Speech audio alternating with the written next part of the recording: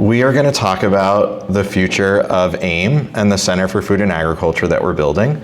So if you don't know me, I'm Andy Naja-Riese, the CEO of AIM. I just celebrated my 8-year anniversary at the organization, so it's been a really exciting journey, and I do this work because of all of you, to support our farmers and food makers and artisans so you can make a living and delighting your customers with your amazing products and wares. So I'm going to talk about the center and what we're building and really go into the in-depth details of what we're doing and why we're doing it and what it means for you and all the exciting things to come. And we will have time for Q&A. We also have a list of frequently asked questions too. So if you wanted to grab those, if you can't stay the whole time, just make sure to grab the FAQs. We also have some postcards that you could keep at your booth when you talk with farmers or when you talk with customers about the work that we're doing and how they can get involved. So we are very excited because we actually have a once-in-a-generational opportunity in front of us to build our new Center for Food and Agriculture at the heart of Marin, but really intended to serve the whole Bay Area. And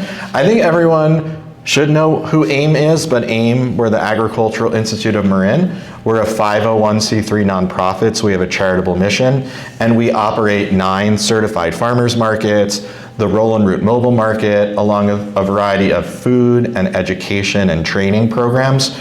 We're here in the Bay Area. We're in Sacramento advocating on behalf of small farmers and communities to get more resources and policies to help support local food access. And the next iteration of what we're doing is our Center for Food and Agriculture. With the new center, we're really focused on creating a permanent outdoor home for the Marin Farmers Market, as well as a food innovation hub that will be on site at the new campus. The Food Innovation Hub will be located next to the farmers market and be a way for us to provide both farmers market activities and amenities along with education and training programs so we can reach the next generation and make sure they're excited about and interested in local food and farming. What we're doing, so we're building this new campus. It will be here at, well, not here at the Embassy Suites, but here at the Marin Civic Center campus. It's located on a 3.7 acre site, so it's the dirt lot that's currently, if you're selling at the Thursday market, it's the dirt lot that's located right across the street from the Thursday Farmers Market site. And we signed a 40-year lease agreement with the County of Marin in September 2025. The lease agreement sets the stage for the next 40 years of the Marin Farmers Market, along with 2 5-year extensions. So we're looking at basically the next 50 years of local food and local farming activity. We are planning to strengthen our regional food systems, so really create a home for local food and the people who are growing it to make sure that farmers, food makers, and artisans have a place to sell their products, to continue to build customer demand, reach new audiences, reach new shoppers and new communities so everyone can experience the benefits and joys of local food. We are currently working on a capital campaign to complete this project, so we're currently raising private funds to talk about how we're going to build this new center to support all of you as local farmers and food makers. And I'll talk a little bit about the timeline. So this project's been going on for quite some time. Some of you who have been with AIM for a while have probably learned about different iterations of this work. Some of you who are newer to the organization may have just heard recently about this permanent farmers market, but in 2025, as I mentioned, we signed a 40-year lease agreement with the County of Marin, which gives us the rights to the land where we can do development and build infrastructure to support the farmers market operations. We are planning to break ground on the new farmers market in phases. So we plan to break ground for phase 1 in October, so this October 2026, to start construction. We then plan to open the new permanent farmers market in mid-2027. It'll be sometime after the 2027 County Fair. Then in late 2027, after we've completed the construction of the permanent farmers market, that's when we'll start construction on phase 2, the Food Innovation Hub, which will focus on our programming, education, and community support for local food and agriculture. And we anticipate opening the new Food Innovation Hub sometime within 2028 or later.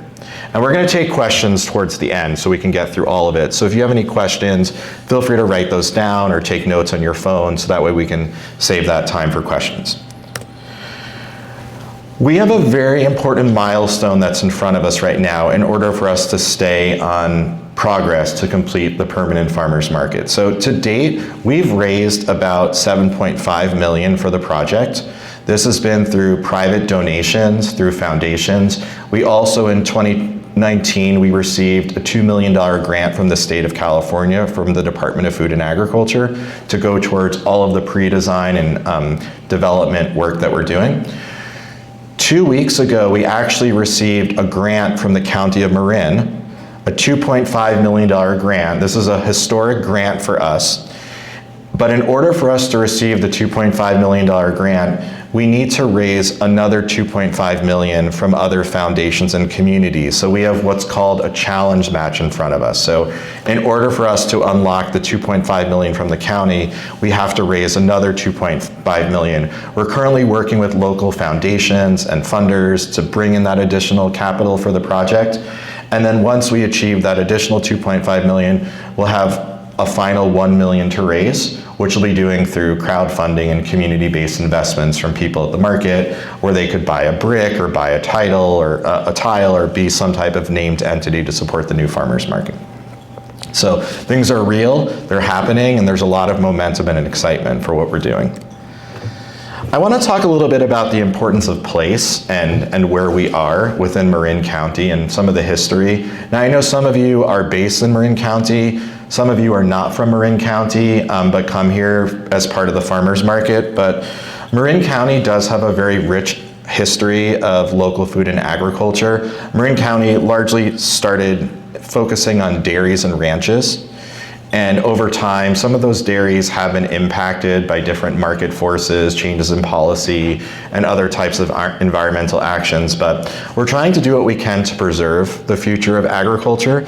And we believe that having a strong marketplace is a way that we can preserve farming and food production as a way of life.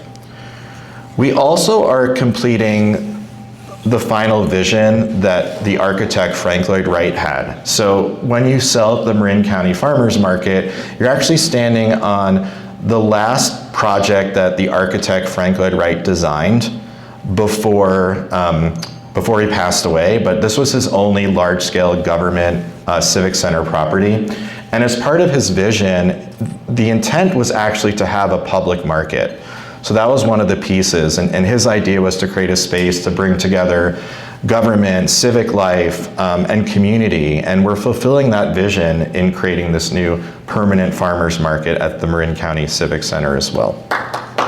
Thank you. Thanks, Paul. Yeah, feel free to applause anytime, or if you need to like stand up and stretch, it's been a long day, I definitely encourage that.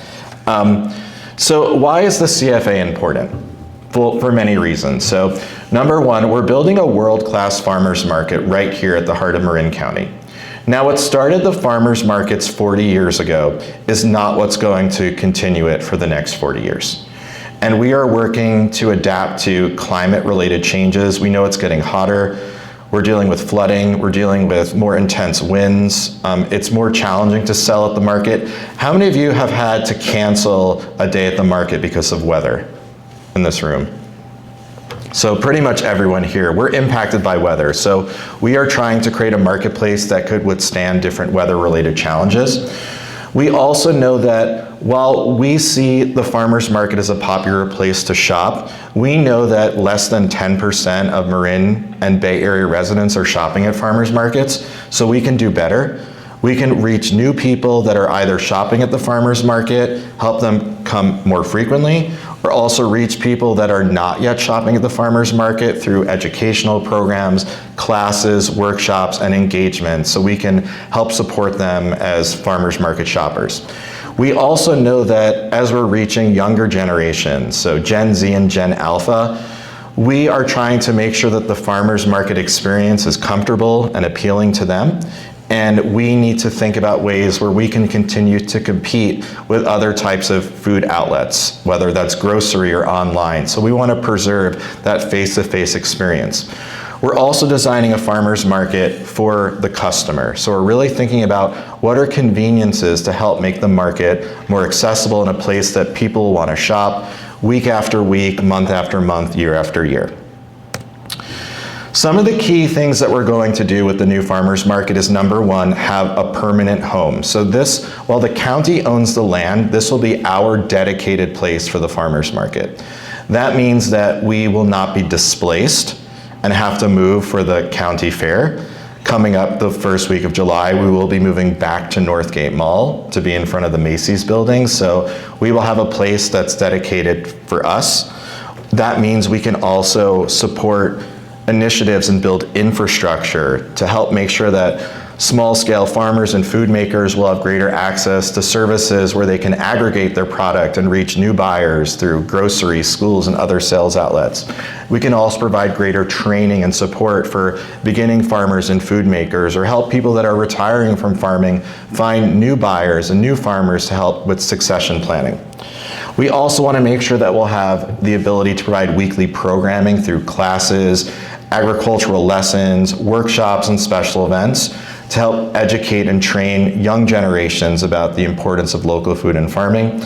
And also make sure that we can connect farmers and food makers, so help connect more farmers to people making prepared foods.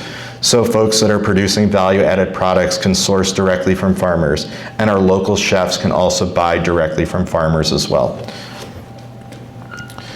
We also are really focused on reducing our environmental impact. So we know that having shorter food miles, so the less that food travels, it helps to support stronger, resilient communities. It helps to reduce greenhouse gas emissions associated with food-related transport. We also are looking to reduce our waste that we generate at the farmers market through our programs where we are phasing out single-use plastic bags. We'll have things on site like reusable foodware, phasing out gas generators to reduce those smelly, noisy machines, and also focus on ways to support greater electricity usage through solar energy. We are going to do construction in the project, as I mentioned, in phases. So phase one is the permanent farmers market. And we're going to do this construction in what was formerly the Christmas tree lot. The Christmas trees are going to move to a new site, and this will be our new home. I'm going to walk through some of the important elements that you'll see in the first phase of the project, and Jason's going to point with a laser pointer so you can see some of these key things. So this is the new permanent farmers market site. When you go to look at the permanent farmers market, you'll see some things that stand out are, number one, the permanent shade structures. That's letter A. Those will be the 3 overhead canopies that we'll have on site at the new farmers market, provide rain protection, shading in the summer. We'll also have public restrooms, so no more porta potties on site. We'll have during the first, I know, right? Very exciting. So during the first round of construction, we'll have 2 restroom buildings that will be set up, and you'll get to see them in a little bit. We'll have hydration stations, drinking water access, water bottle refill stations. We'll have a space for chef and bulk curbside pickups. There's going to be 6 parking spots for people that are doing bulk purchasing where they can load in, fill up their car or truck, and then take off. We'll also have a digital kiosk that's sponsored by the local Convention and Visitors Bureau, where people that are coming to the market can actually learn about who's at the market that day, search on the interactive market map, and to see where they can find their favorite farmers or food makers. It really helps to support people that are first-time shoppers. It can be very overwhelming to visit the farmers market for the first time and not necessarily know where to go or where to start.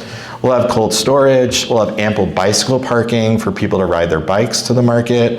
We'll have a recycling center, greater access for cafe seating, and also in Marin and Sonoma County, we have our own train, the SMART train, and there's a train station that actually stops right near the Civic Center, so people can take the train to the farmers market as another way to access it.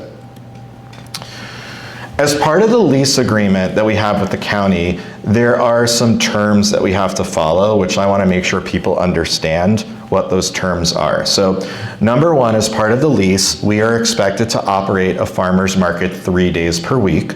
So we will have farmer's markets on Thursday and Sunday, as we currently do. along with a Tuesday farmers market. We are currently considering the types of programming we're going to have at the Tuesday farmers market, whether that's going to be a daytime market or an evening market. If it is a daytime market, we're going to also look at ways to support incubating new food businesses. So we're thinking of having a model where we have established food businesses become mentors with beginning food businesses to help share that knowledge and technical support. We're also looking for ways to expand our access to more wholesale channels at the Tuesday market. We have more schools, hospitals, childcare facilities that want to do more bulk purchasing. So we're looking for ways that we can aggregate produce to help more farmers, dairies, and ranches scale up their ability to do bulk sales. So that's something we'll be looking at the Tuesday market as well. We're also hoping to bring new customers to the Tuesday market. In our research, we've heard from people that can't make it on Thursdays or can't make it on Sundays. So having that third market day can really create new sales outlets for our communities. We are responsible for paying the County of Marin a market fee. So we do currently rent out the Thursday and the Sunday farmers market. We basically rent an empty parking lot. We will still have to continue to pay for that rental. We pay $835 every Sunday and then $529 on a weekday. The county has imposed a 3% annual increase in that fee, so that's something that we will have to absorb over time. What we won't have to pay is for the rent of the entire land. So in exchange for the improvements that we're making to the Civic Center campus, we're not paying rent for the approximately 4 acres. So that's a significant impact to our organization where we're getting the land for free, but we do still have to pay the farmer's market fee for every farmer's market day. One of the other requirements as well is that no more than 20% of products sold when we open the permanent farmer's market in aggregate can be arts and crafts. We're not necessarily concerned about that. We're averaging about 11 to 12 artisans per Sunday out of about 160 producers. So we're not really even close to what that is.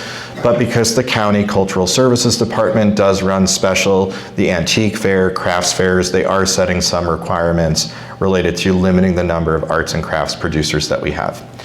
We are also responsible for all of the maintenance at the lot as well. So that's something, any damage that occurs at the lot, we are responsible for it if it's occurring under our watch. With the new parking lot, it also opens up the doors for us to host different types of special events for the community in partnership with farmers and food makers. So those will include things like hosting specialty events and fundraisers like our Gather for the Planet event, having food trucks on site, having gardening, agricultural, and food-related events that help to serve farmers, food makers, and micro enterprises, events that are hosted by our partners like Cooperative Extension, the Farm Bureau, and other groups. But when we're not using the parking lot, the county will enjoy the use of the parking lot for overflow parking. So that's why there's some degree of flexibility for what we'll have at the new site. There's 3 restrictions that we have overall. So we can't sell Christmas trees. I actually don't know if we can have Christmas trees on a certified producer certificate, but I think at one point we might have, but we can't have Christmas trees. We can have Christmas wreaths, but no Christmas trees. We can't host our own antique or craft fair. The crafts have to be a part of the farmers market, and we can't host a music festival. We can still have musicians at the markets, but we can't host a standalone music festival. Okay, so what we can do, so this is all very exciting. So as I mentioned, we'll have an additional market day, so Tuesday, Thursday, Sunday. We'll have our permanent restrooms, including ADA designed facilities, along with ADA parking. We'll have more outdoor seating. We'll have, for the first time, access to drinking water. We've never had drinking water at the farmers market, which seems like something that we should have. So we'll have drinking water and bottle refill stations. As I mentioned, we'll have digital kiosks where people can learn about the farmers market, learn how they can visit local farmers. We are setting up the entire site with tie downs. So that means as farmers and food makers and artisans, you'll be able to tether your tent to a tie down. So you will not have to bring weights when you're in the areas with tie downs. That will secure your tent so it won't blow away on a windy day. We'll have electric power for producers, so it won't be at every area, at every booth, but we'll have electric plug-ins throughout the market. Is anyone here a temporary food maker? I don't think so.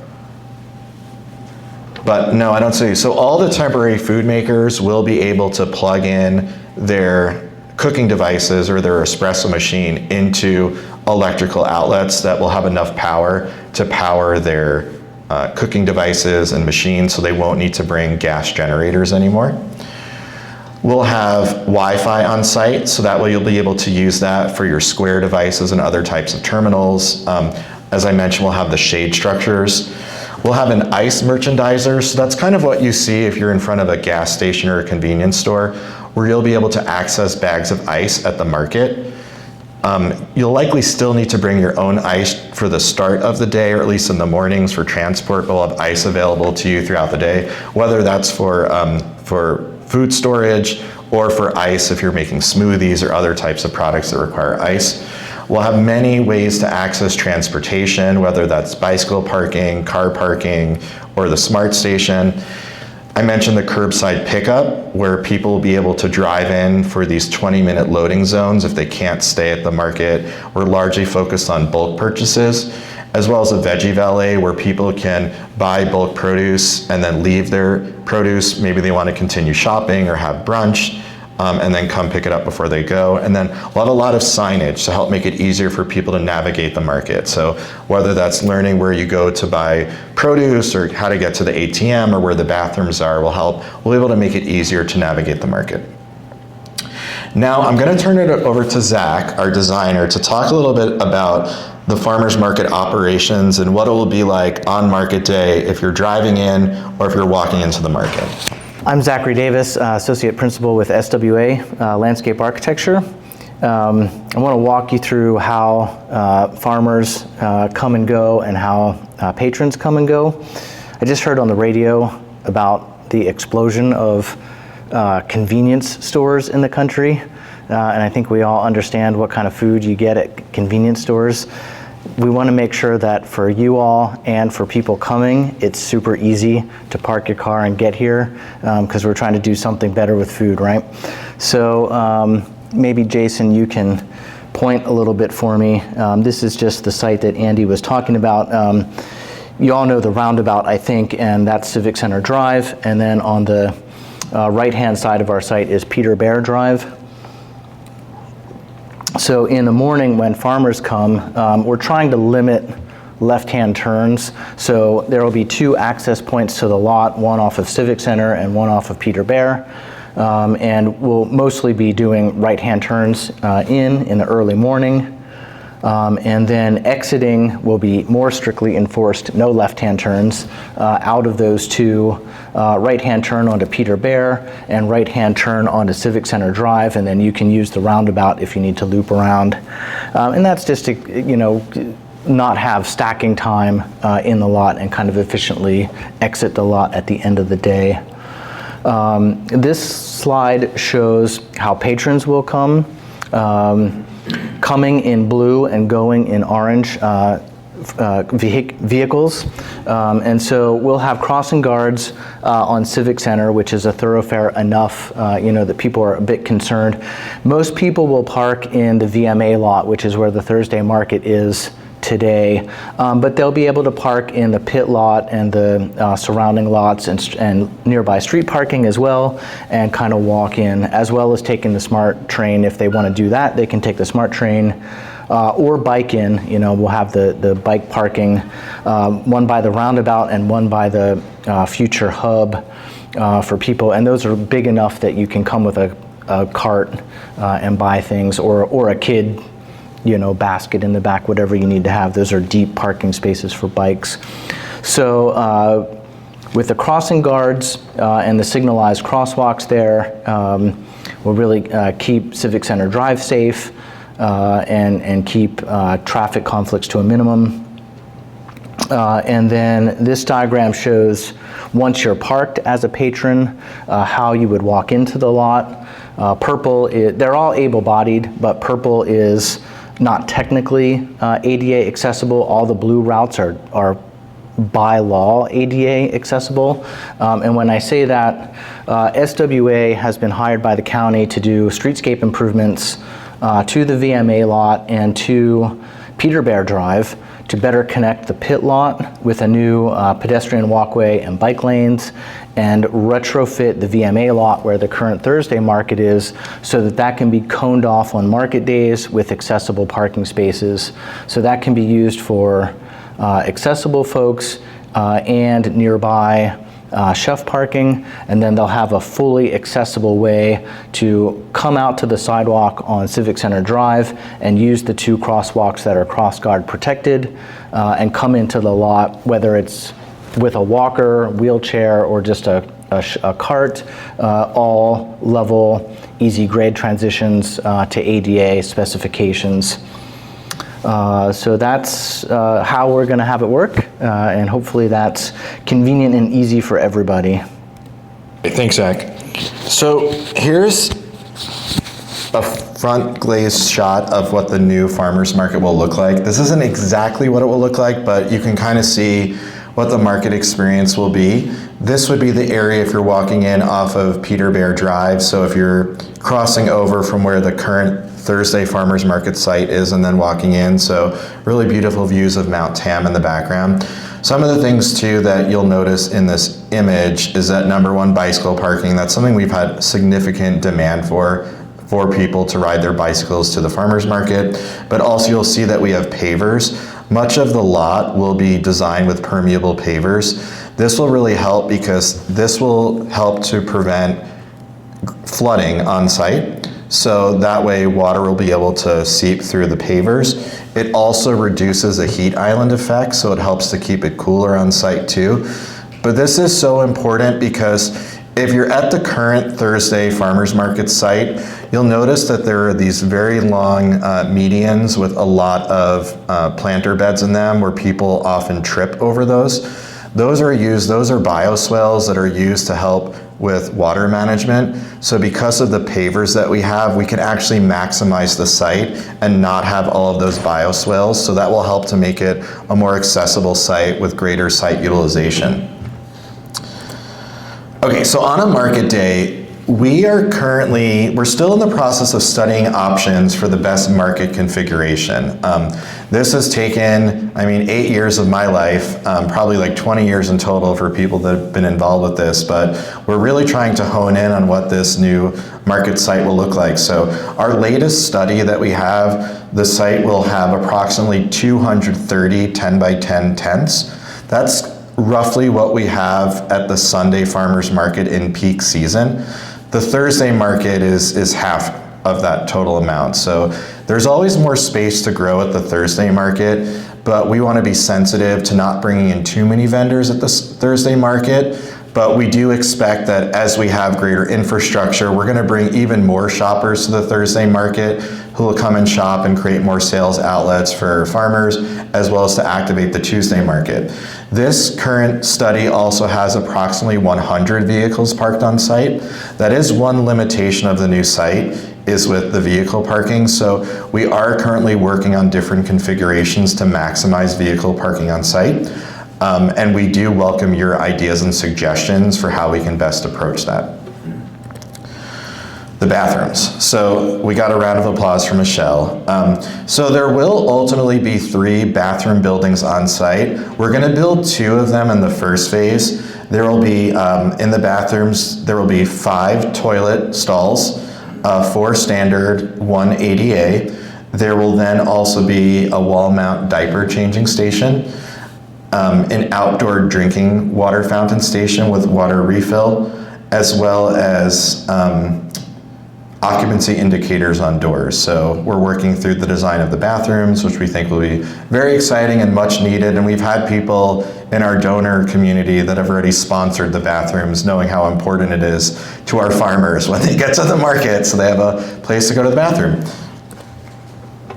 Let's talk about the canopies. So the canopies are from a company called Fabritecture. They are made out of, it's a fabric canopy. So it's intended to be more of a shade-related canopy, but the way we're designing it is that it will also provide rain protection. The canopies are approximately 15 feet tall with about a 14-foot clear height underneath. We design the canopies based upon the largest vehicle that we have at market, so that way we can accommodate for the biggest truck that we have.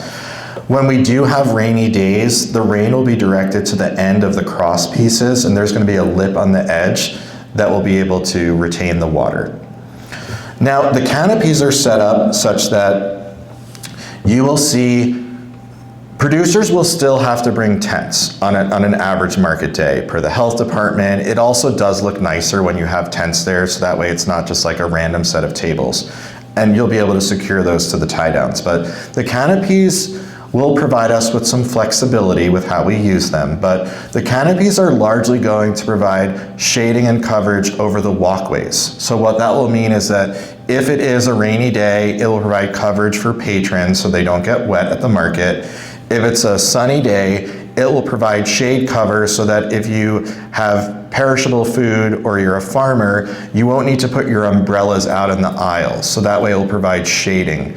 Now, of course, with shading, the sun does move throughout the day, so we're going to have to anticipate. We've done different shade studies and whatnot, but when there is a more severe weather day, that's when we're trying to maximize the number of producers that will be under the canopies. We know when there is bad weather, a number of producers are going to cancel just because of flooding or other challenges with getting to Marin, but we will try to maximize the number of producers that are under the canopies on a more severe weather day. You can also see through this illustration some of what it will look like under the canopies. So we will have lighting under the canopies that will make it really easy during the winter months when you're getting set up before the sun rises.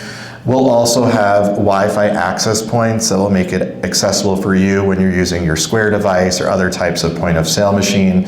We'll have audio speakers. This doesn't mean we're going to be playing music throughout the market.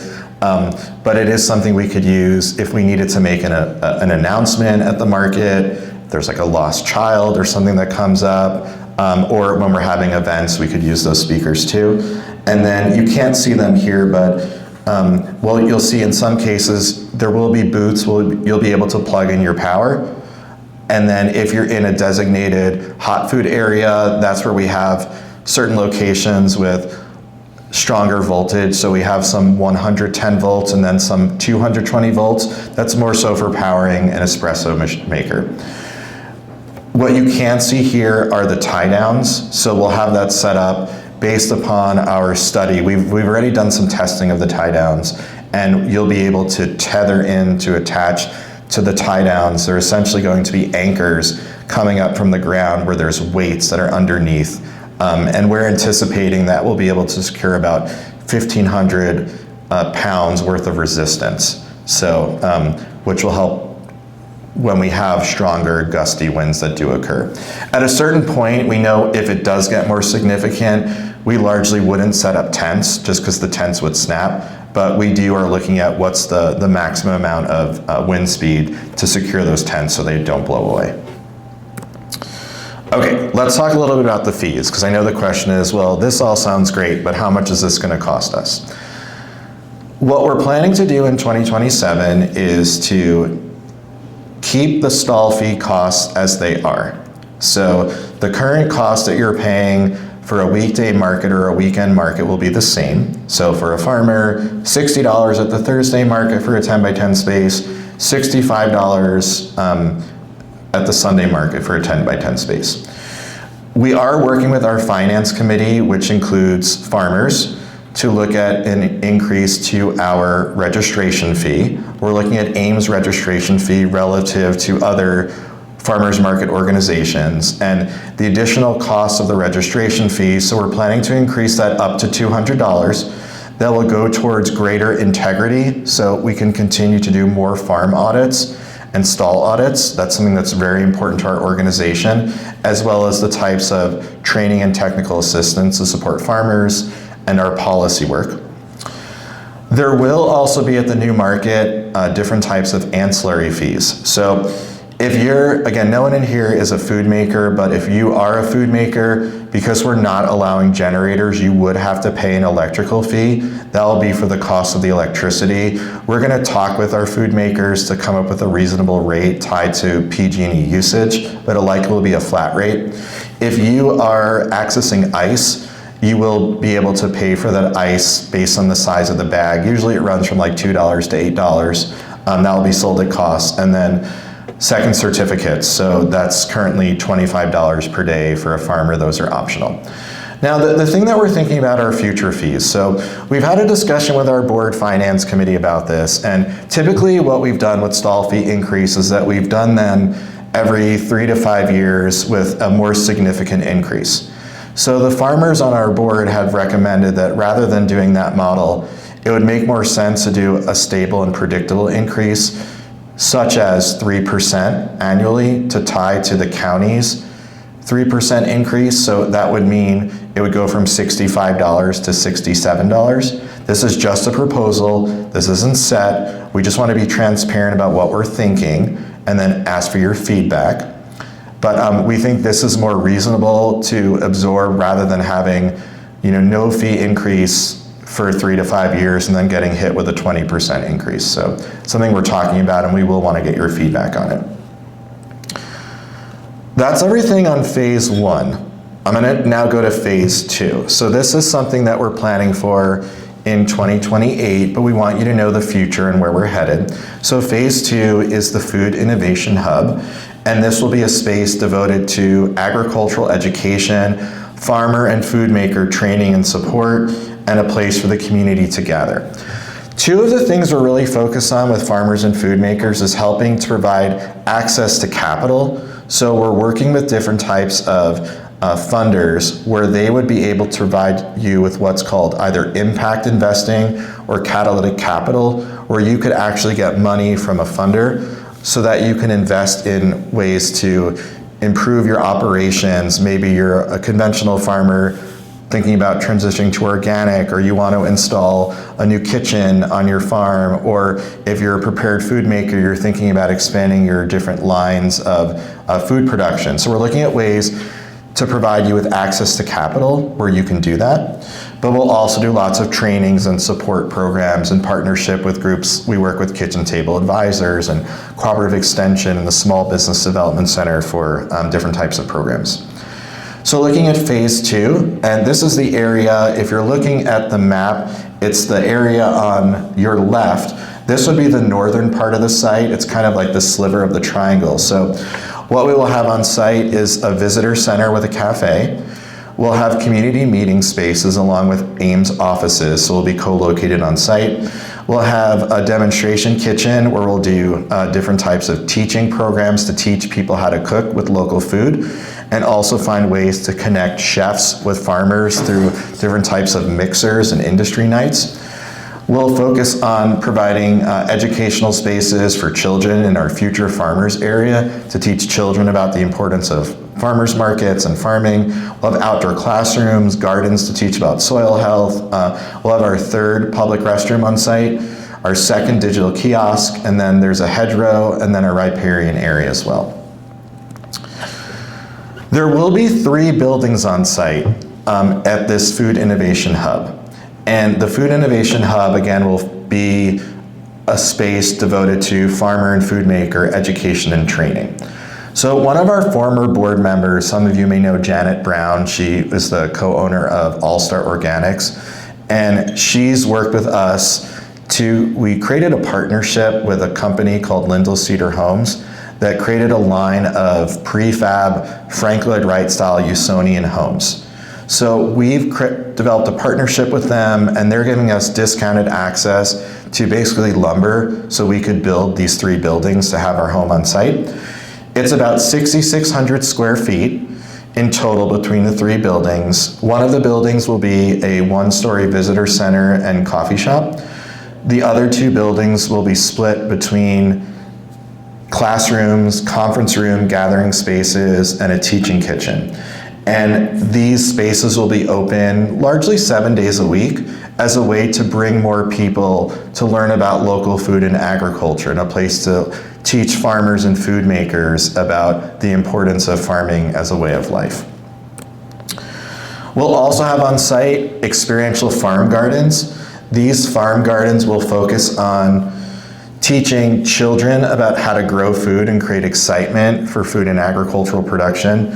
We'll also have a soil health garden to teach backyard gardeners with Marin Master gardeners, and farmer workshops to teach about the importance of soil health, to actually show customers as well about why the food they eat is healthier, more nutritious when it's grown in healthy soils. And then we'll have greenhouses, children's learning gardens, our Future Farmers Corner, and even a bug hotel to teach children about the importance of essential insects and pollinators.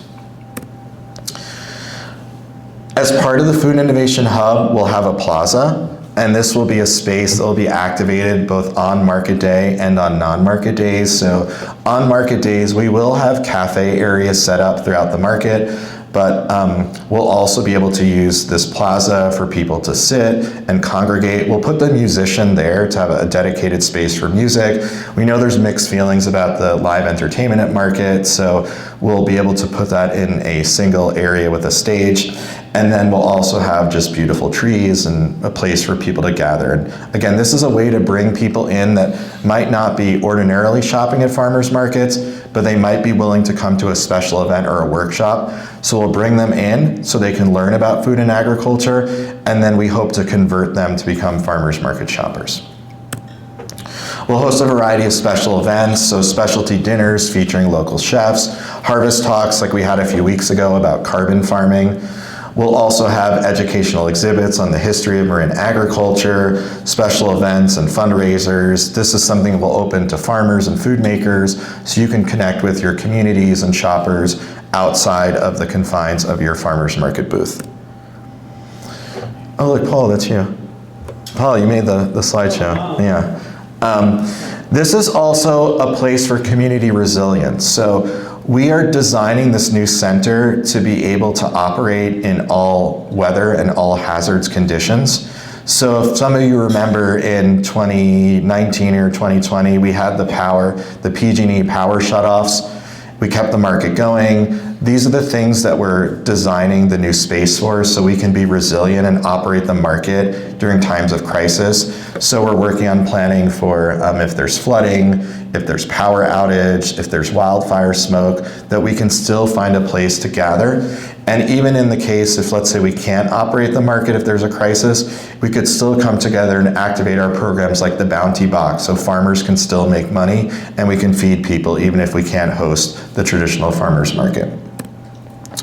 And then I'll just recap some of our programs. So when we have the new infrastructure on site, we'll continue to operate our Dig and Education program. So those are the farmers market tours, where we'll teach schools and different visitors about how to shop the farmers market.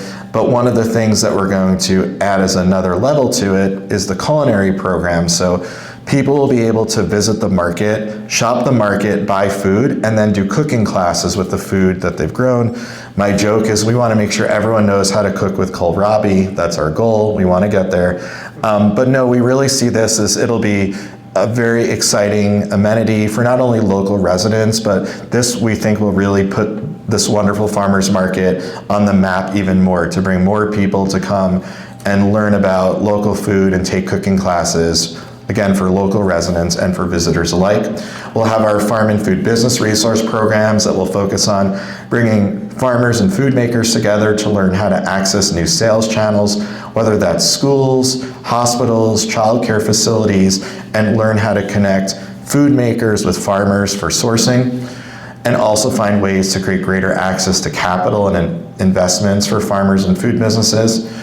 We'll continue to scale up our farm audit program and make sure that we can communicate the results of farm audits, so that way the public knows about the practices that farmers are using and preserve the integrity in the farmers market. Our cold storage on site will largely support the roll and route mobile farmers market, so we can bring fresh produce to communities that may not be able to access the farmers market. That will also help to support the food recovery and donation programs that many of you generously donate to, like Extra Food and Respecting Our Elders. And then we'll continue to support ways to make sure the farmers market's accessible to everyone. Some of the biggest feedback we've received has been from the older adult population, that they find it challenging to navigate the farmers market, and that they would like to have greater amenities, especially shading, drinking water access, trees, and helping it make it easier for them to know where to go at the farmers market.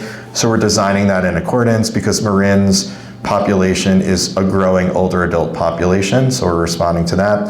And then greater ways for people to get access to CalFresh, WIC benefits, and Market Match, and have more signage up, so that way people will know where they can use those benefits, and farmers can promote that they accept those benefits. So our ask of you, if you're willing, we would ask that you would display one of our wood cutouts at your booth about the CFA or annual fundraiser. The more that you're able to talk to your customers about the importance of the center, the more it can help us to achieve our fundraising goals and get this project built within all of our lifetimes. That's something that's very important to us.